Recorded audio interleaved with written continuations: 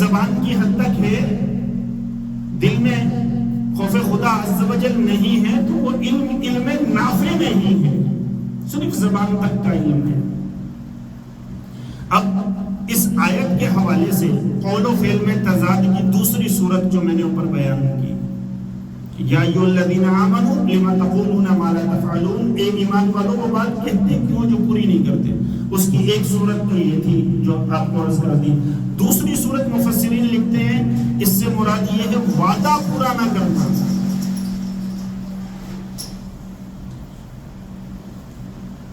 کسی سے وعدہ کرنا اور اس وقت یہ خیال کرنا کہ میں یہ کام کروں گا ہی نہیں، صرف زبانی وعدہ کر لیتا ہوں، ایک بات کہہ دیتا ہوں لیکن پوری نہیں کروں گا، اسے کہیں گے قول و فعل کا تضاد۔ اور قرآن مجید فرقان حمید میں وعدہ پورا کرنے کے حوالے سے اللہ کا واضح حکم ہے وَأَوْفُوا بِالْعَهْدِ إِنَّ الْعَهْدَ كَانَ مَسْئُولًا، اور عہد پورا کرو، بے شک عہد کے بارے میں سوال کیا جائے گا۔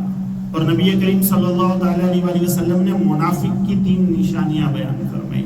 ارشاد فرمایا جب بات کرتا ہے تو جھوٹ بولتا ہے، جب وعدہ کرے گا تو وعدہ خلافی کرے گا، جب اس کے پاس امانت رکھوائی جائے گی تو خیانت کرے گا۔ 3 نشانیاں منافق کی ہیں یہ جو رسول اللہ صلی اللہ علیہ وآلہ وسلم نے ارشاد فرمائی۔ یہاں ایک بات اور سمجھ لیں، منافق سے مراد منافق اعتقادی نہیں ہے، یہاں جو 3 نشانیاں بیان کی گئی یہ منافق عملی کی ہیں، منافق اعتقادی کی نہیں۔ منافق کی 2 قسمیں ہوتی ہیں، جن منافقین کا ذکر میں نے شروع میں کیا نا وہ تھے منافق اعتقادی، یعنی منافق اعتقادی اس کو کہا جائے گا زبان سے تو کہہ رہا ہے میں مسلمان ہوں لیکن دل سے مسلمان نہیں ہے، اسے کہیں گے منافق اعتقادی۔ اور وہ شخص جو دل سے بھی مسلمان ہے، زبان سے بھی مسلمان ہے، پکا مسلمان ہے، لیکن اس میں یہ 3 عادتیں ہیں جو حدیث میں بیان کی جا رہی ہیں۔ بات کرے گا تو جھوٹ بولے گا، وعدہ کرے گا تو پورا نہیں کرے گا، امانت رکھوائی جائے گی تو اس میں خیانت کرے گا، اس میں یہ 3 نشانیاں ہیں۔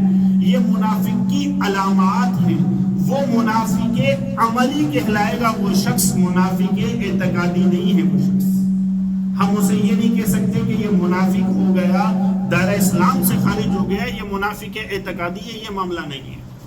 اس بات کو ضرور سمجھ لیا کریں، کیونکہ ہمارے بعض بھائی جب منافق کی نشانیاں کسی مسلمان میں دیکھتے ہیں تو فوراً کہہ دیتے ہیں منافق آدمی ہے۔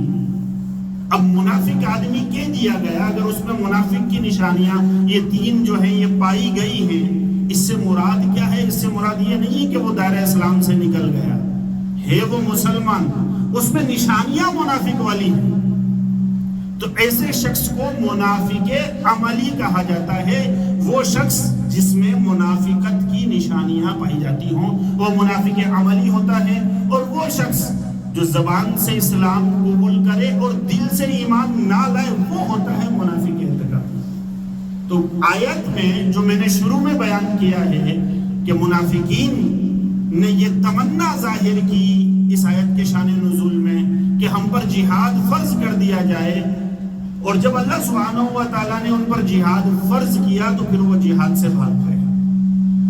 تو وہ منافق اعتقادی تھے، دل سے اسلام نہیں لائے تھے، زبان سے صرف زبان انہوں نے اسلام کا اقرار کیا تھا۔ تو قول و فعل کے تضاد کی دوسری صورت، پہلی صورت میں نے عرض کر دی، دوسری وعدہ تو کرنا لیکن وعدے کو پورا نہیں کرنا۔ اب قول و فعل کے تضاد کی تیسری صورت، یا ایھا الذین آمنوا لما تقولون ما لا تفعلون، اے ایمان والو وہ بات کہتے کیوں جو کرتے نہیں، اس کی تیسری صورت مستقبل کے متعلق بڑے دعوے کرنا کہ ایسا ایسا کر دکھاؤں گا لیکن وقت آنے پر کچھ نہ کرنا، یہ قول و فعل کے تضاد کی تیسری صورت ہے۔ علماء کرام اس سے منع فرماتے ہیں، اور جیسا کہ میں نے پہلے کہا شروع میں، ہمارے ہاں کچھ لوگوں کی عادت سی ہو جاتی ہے، بڑی بڑی باتیں کرتے ہیں۔ انسان کو بڑا بول نہیں بولنا چاہیے، اللہ سے ڈرنا چاہیے۔ مستقبل کا حقیقی حال صرف اللہ جانتا ہے کہ مستقبل میں کیا ہونے والا ہے، یہ اللہ کے سوا حقیقی معنوں میں مکمل طور پر کوئی نہیں جانتا، یہ صرف اللہ سبحانہ و تعالیٰ جاننے والا ہے۔ اس لیے انسان کو دعوے نہیں کرنے چاہیے کہ میں یہ کروں گا، میں وہ کروں گا، یا یہ کر دوں گا، وہ کر دوں گا۔ اللہ سے ڈرنا چاہیے۔ بڑی بڑی باتیں کرنا اللہ سبحانہ و تعالیٰ کو پسند نہیں ہے۔ ویسے بھی بسا اوقات دیکھا گیا انسانوں میں سے کچھ لوگوں کو، ہم میں سے اتنی بڑی بڑی باتیں کر دیتے ہیں جذبات میں آ کر، اتنی بڑی بڑی باتیں کر دیتے ہیں کہ بعد میں پھر وقت آنے پر جب وہ پوری نہ کر پائے نا تو جس سے کی ہوتی ہے بیچارے اس سے شرمندہ ہو کے گھوم رہے ہوتے ہیں، کیونکہ وہ پھر آر دلاتا ہے، اچھا فلانے دن میں تو یہ بڑی بڑی باتیں کر رہا تھا، آج کیا ہو گیا بھائی، آج وقت آیا ہے تو وقت آنے پر تو کچھ بھی نہیں ہے۔ اس لیے انسان کو ہمیشہ احتیاط کا دامن تھامے رکھنا چاہیے۔ زبان کے استعمال میں احتیاط بہت زیادہ ضروری ہے، اور جو سمجھدار قسم کے لوگ ہوتے ہیں نا، پڑھے لکھے سمجھدار، وہ ہمیشہ میانہ روی اختیار کرتے ہیں، چاہے وہ مال کے خرچ میں ہو، چاہے وہ زبان کے خرچ میں ہو۔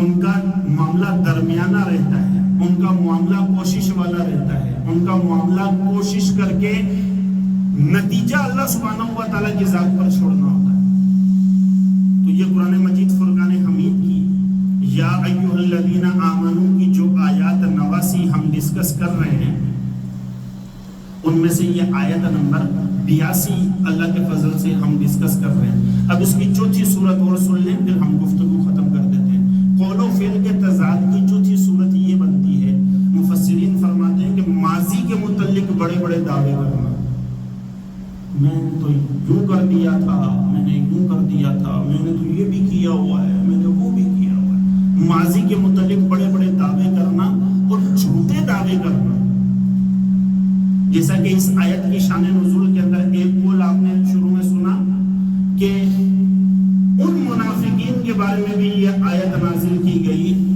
جنہوں نے یہ اپنی جنگ کے وقت کے دعوے کیے کہ جنگ میں میں نے فلاں کو نیزہ مارا، میں نے فلاں کو قتل کر دیا، میں نے جنگ کے اندر یہ بہادری دکھائی۔ ارشاد فرمایا کہ تم نے وہ کام کیا ہی نہیں ہے تو پھر وہ کہہ کیوں رہے ہو؟